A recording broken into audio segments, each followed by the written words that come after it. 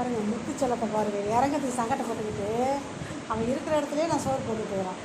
என்னை வந்து கவனிக்கலன்னு சொல்லுவீங்களே, இது நியாயமாக பாருங்கள். எல்லோரும் எப்படி சாப்பிட்றாங்க இங்கே பாருங்கள். சாப்பிட்டு முடிச்சிட்டாங்க, இவங்க சாப்பிட்டு முடிச்சிட்டாங்களா. ஆனால் எப்போ பார்த்தாலும் மீனும் கட்டிலே படுத்துருக்கான்னு சொல்லுவீங்க. அது நியாயம்தான், படுத்திருப்பாதான். அவனும் தான் கட்டிலில் படுத்திருப்பான், சோபாவில் படுத்திருப்பான். இப்போ அந்த கட்டிலில் வந்து பாருங்கள், கீழே இவங்க 2 பேர் 3 பேர் கீழே சாப்பிட்றாங்களா, அவன் மட்டும் பாருங்கள் எவ்வளோ எங்கே உட்காந்து சாப்பிட்றாங்க. அருமையான பிள்ளைங்க. முத்து வந்து என்னோட சொத்துங்க. இந்த சொத்து விட அவனை நான் மதிக்கிறாங்க. அவனை சொத்து கூட தேவையில்லை, எனக்கு இருந்தால் போதுன்னு பார்த்துட்டுருக்காங்க.